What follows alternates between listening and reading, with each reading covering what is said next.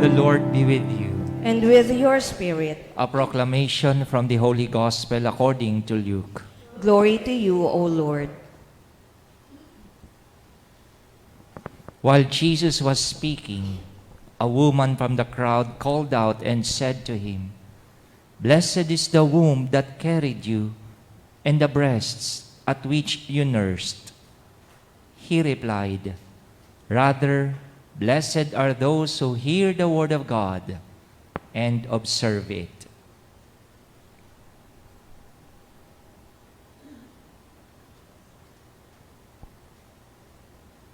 Sisters and brothers, the Gospel of the Lord. Praise to you, Lord Jesus Christ.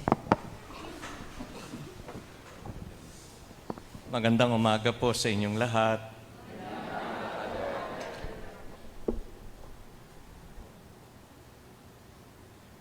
Hindi ko makuha yung aking card.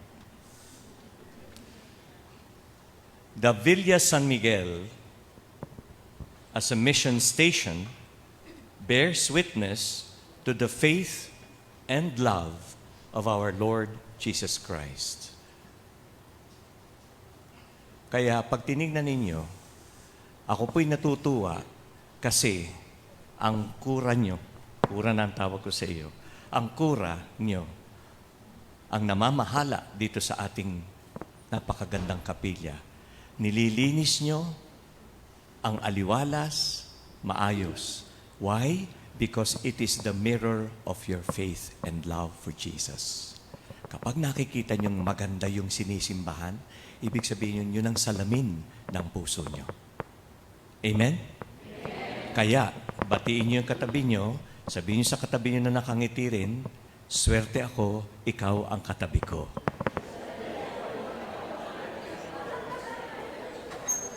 We seek the intercession of Saint John Paul II. Sabihin nyo nga, John Paul II, we love you. John Paul II, we love you. Sanay na sanay kayo niyan, ano? Mga anak kayo ni John Paul II. We ask the intercession of Saint John Paul II. We are also mindful upon the foundation of our faith, which is the Eucharist. Alam nyo, natuwa ako kasi si Father Marty ang inyong tagapag-alaga dito. Kasi alam kong mabait siya at mahal niya ang Villa San Miguel. Alagaan niya itong si St. John Paul II ho. Kasi ito, galing ho ito sa Fatima. Kaya ho ang dumi ng damit. Maya't maya hinahawakan ng kung sino-sino. Kaya dumudumi siya. At tapos ho, dinala yan sa Guadalupe Minor Seminary. Inalagaan ng mga bata. Kaya kung po pwede ho, alagaan niyo siya, mahalin niyo siya. Mabait ho yan. At dito, it brings me good memories. Kasi bakit? Nung bata pa akong katulad ninyo, gabi-gabi, narito kami, hatak-hatak kami ni Monsignor Ortiz, yung rektor ng Guadalupe Minor Seminary. At sana mayroong magseminaryo sa inyo, ha? Hatak-hatak kami gabi-gabi. Why? Because we are brought upstairs to pray the rosary every night with the Cardinal. Ang first resident nito, si Cardinal Santos. So, alam niyo na kung ano edad ko, ha? So, yan. So, si Cardinal Santos was the first resident here. At walang ginawa yan, kundi gabi-gabi, rosary time kami with him. Radio Veritas, kasi first time ang Radio Veritas nag-a-announce sa Asia. Pero hindi yun ang pinakamahalaga sa aming mga seminaristang tuwan-tuwa kami. Ang pinakamahalaga, may kainan. Dito sa Villa San Miguel, parating may kainan. At saka, fond memories as a child. I was grade 7 then. We were brought up there. After the prayers, the Cardinal would ask us to sit beside him. Nakatabi kami. Ang bait ng matanda. Kaya matuwa kayo, marami mababait na matatanda. No? Mahalin yung matanda at ang matatanda, mahalin ang mga bata. Amen. Pagpapasensyahan kayo lagi. Amen? Pagpasensyahan nyo rin kami matatanda. Amen. Ngayon, pag-akyat namin, ay pagkatapos magdasal, siyempre, hitik na hitik kaming matapos yung dasal kasi nakikita namin, yummy ang snacks. Ang sarap ng snacks. Talagang first class. Oh, hindi lang hopya. First class na snacks. At ang sarap ng juice. Talagang fresh yung kalamansi, fresh yung orange juice. Nung araw kasi, mahirap ang buhay. Thank you, Father. Thank you, Father. Manang-mana sa iyo yung microphone na yan, ha? Ayun, fresh lahat. Kasi nung araw, ha, hindi kagaya ngayon. Isang order mo lang sa Jollibee, okay na. Nung araw, Jollibee ka dyan, tuktukan ka na matanda, mahal. Yung na ngayon, noon, masarap na yung may kalamansi, may orange. Talagang superb dito. That's why I grew up knowing how the church treats you. Lalo na pag matatanda. Mahal ka ng matatanda dito. And then, this tragedy came. I was seated, kain ako ng kain, kain ako ng kain doon. Biglang, sabi ng Cardinal Santos, nakikita niyo yung mukha niya, di ba? May picture dito. Nandiyan, no? Tumingin, Jaime, Jaime, what is Opus Dei? Opus Dei. Everybody please say, Opus Dei. Opus Dei. Sabi ko, grade 7 pa lang ako eh. Hindi ko pa alam yun. Ang grade 7, parang first year high school ako noon. Opus Dei. Pag-aaralan mo yun sa second grading period. First grading period pa lang. So, hindi ko pa alam yung Opus Dei. Yung matanda. Sige-sige yung bigay ng tip sa akin. Opus, operation, operate. Ano ba yun? Mag-isip ka ng word na malapit doon. Ako naman, eng-eng talaga. Hindi ko alam talaga Opus Dei. Ano ba yun? Opus Dei. Kain pa rin ako ng kain. Alam nyo, imbis na magalit, tuwan-tuwa ako. Cardinal yan na Maynila. Ang sabi sa akin, okay, ito translation, work of God. That's the first Latin word. Those are the first words I've learned here at the Villa. Opus Dei, work of God. Hindi ka napagalitan, pinagtiyagaan ka, pinakakain ka pa, pinapansin ka pa. Jesus teaches us a profound truth that those who will hear the Word of God and observe it are the ones who are truly blessed. Hindi lang yung connect, di ba? Alam niyo yung connect? Hindi ka lang connected kay Jesus, kundi pinakikinggan mo ang salita ng Diyos at tinutupad mo ito, isinasabuhay. Ang salitang Ebreo ay dabar.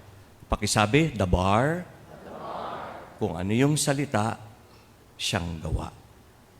You hear the word, and you act on it. Villa San Miguel's mission is to spread the word of God, to bring His message of love, of mercy, and salvation to all those we encounter. Ganyan si John Paul II. Alam niyo, pasensya na kayo, kukwento ko na. Sabi pa ni Cardinal Santos, Jaime, kumakain ako. Jaime, istorbo kumakain yung bata. No, pupunta ka sa Roma. Alam niyo yung Roma, no? Rome. Doon nagmimisa si Pope John Paul, saka si Pope Francis, doon nakatira. So, hindi ako makakapunta doon. I cannot go there. Ang nanay ko po kasi, maliit lang na restaurant ng ang trabaho, ang hanap buhay. Wala kami maraming pera. Siyam kami magkakapatid. Kinuwento ko na yung buhay ko. Siyam kami magkakapatid. Pinag-aaral niya kami lahat. Kasi maliit ang sweldo ng tatay ko. 800 piso lang kasi sundalo siya. Di minarites ko yung tatay ko sa kay Cardinal. Tuwan-tuwa si Cardinal. Basta kayo makakarating sa Roma.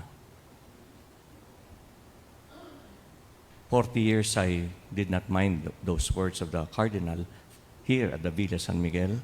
But at 40 years old, napunta ako sa Roma kasi magpapari na ako sana. Late vocation. Lumabas ako. Yan. Tapos bumalik, 40 years old.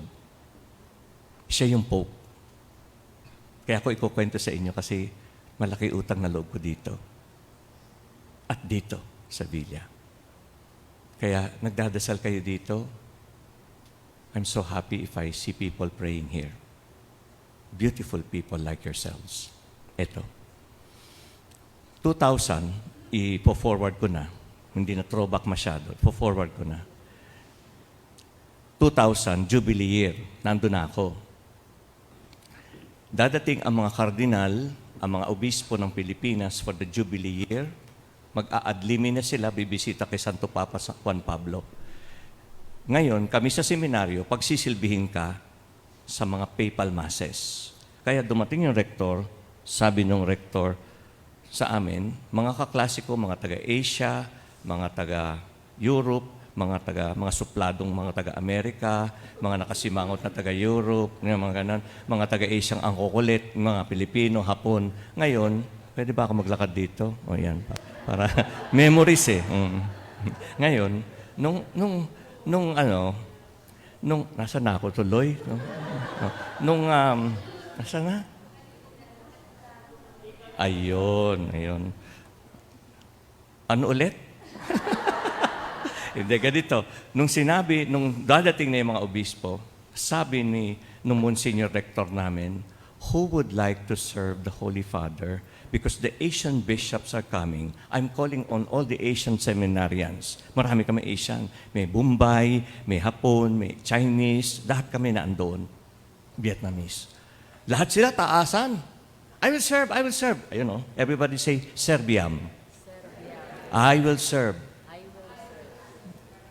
Pagdating sa akin, nakita ako nung rektor, tayo mag-serve, why don't you like to serve? British siya. Ganito magsalita. Oh, Jaime, why don't you like to serve? Everybody say, serve. Oh, British accent, serve. Pati yung forma, ganun, serve. Yan. Ngayon,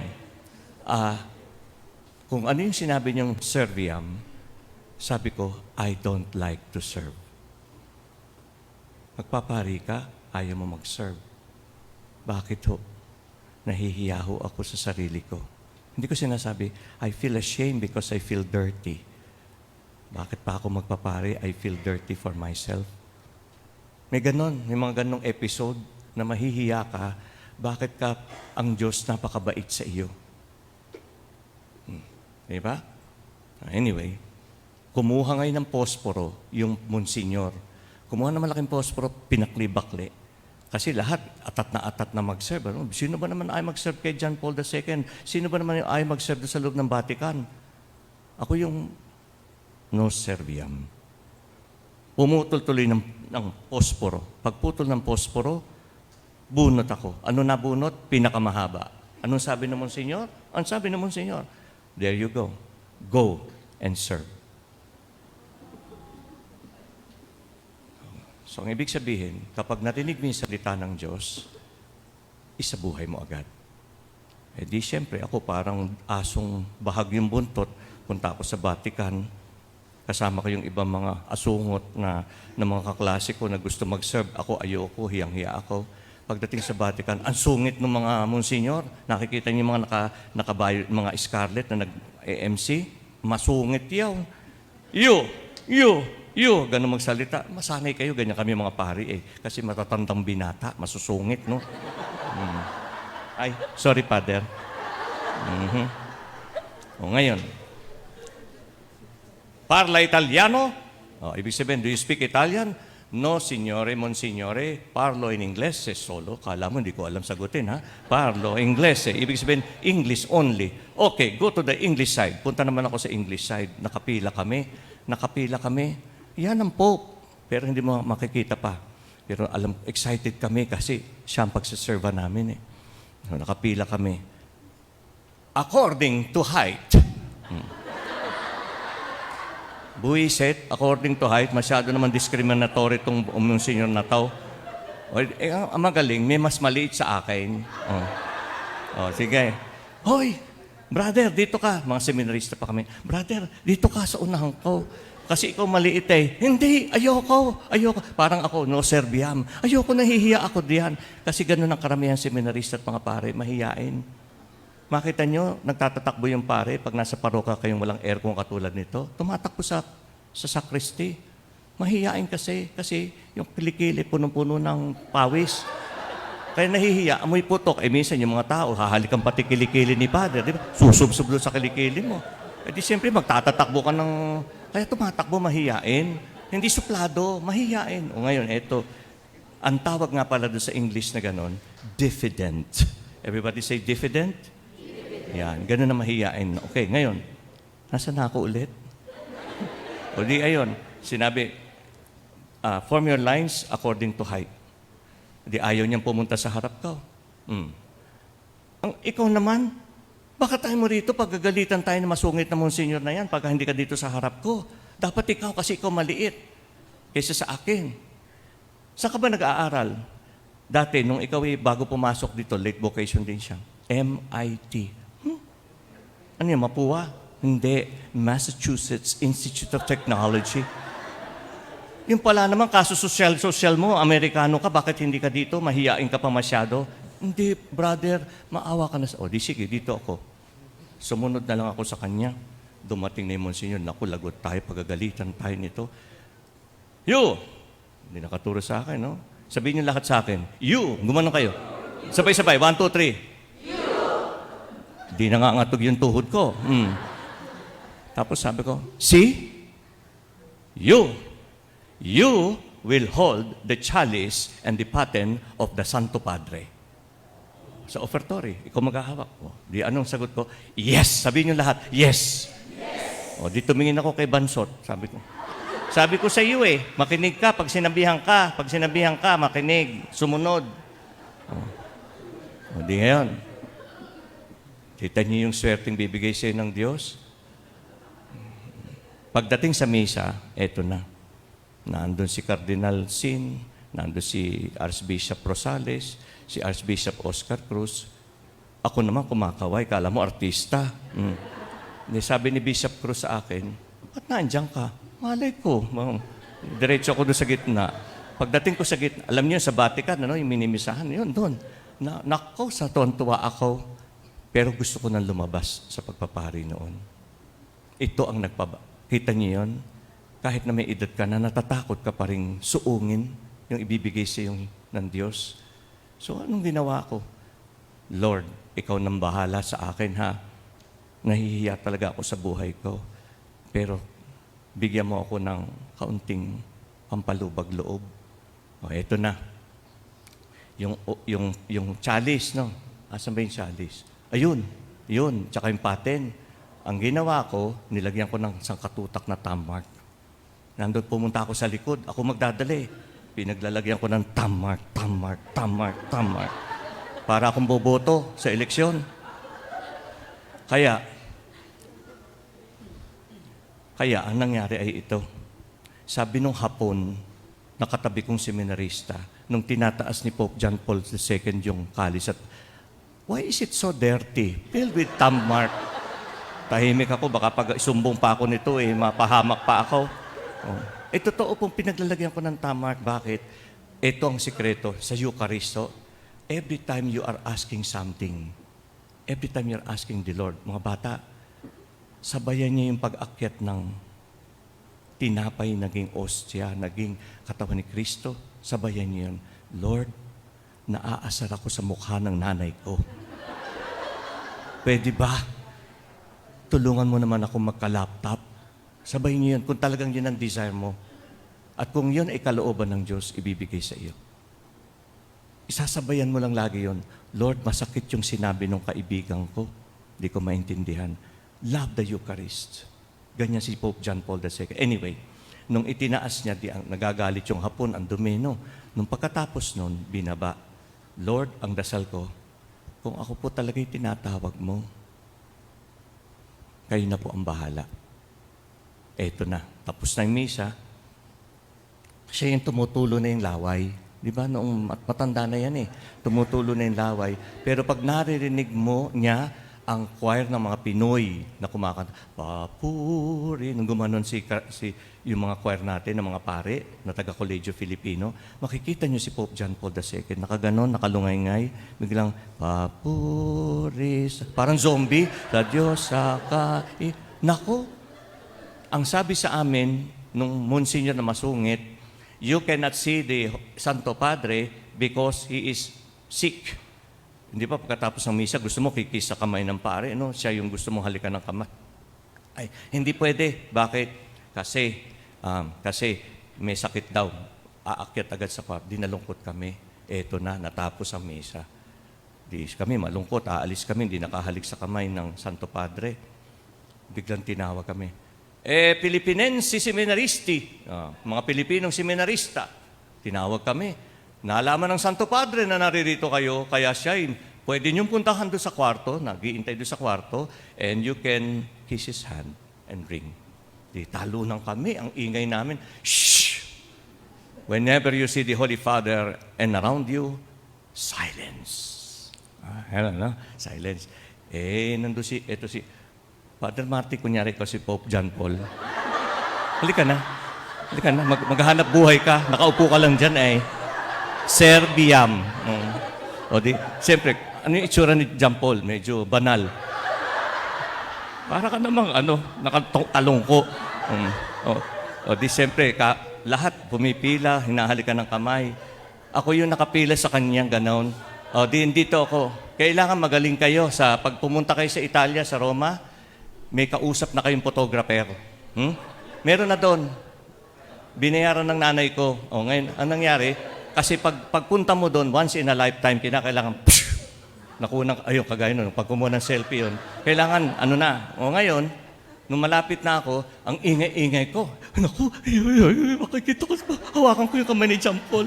Alam niyo yung hindi, 40 anyos, pero batang-bata pa ako noon. Kumbaga, tuwan-tuwa ako, excited ako. Kita niyo, mukha siya ni John Paul. Diba? Sumisinag yung kanyang kabanalan. O di ngayon, sabi nung vice rector namin, shh, don't be noisy. O, di tumahimik ako. Nung turn ko na, labas mo naman yung kamay mo. Totoo ho to ho.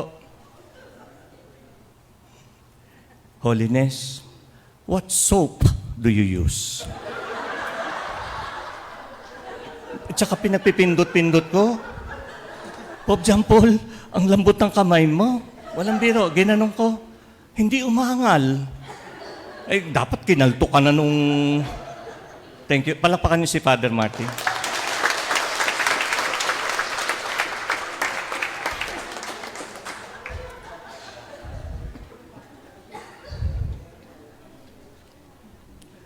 Kaya pag tinignan ninyo, sumunod ka pag narinig mo ang salita ng Diyos. Hindi kanya pababayaan. John Paul II, shining example of faith and love for the Eucharist, said, "The Eucharist is the sacrament of love. It signifies love and produces love." Tanong, ito bang komunidad niyong ito, nating ito, ay nakikita ang pag-ibig ng Diyos?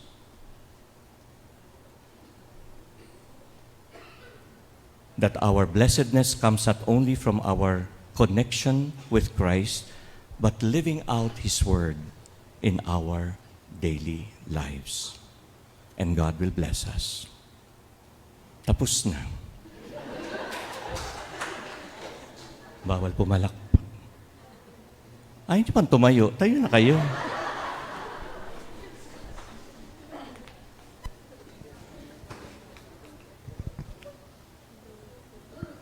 A woman from the crowd... Ay, Father, ikaw.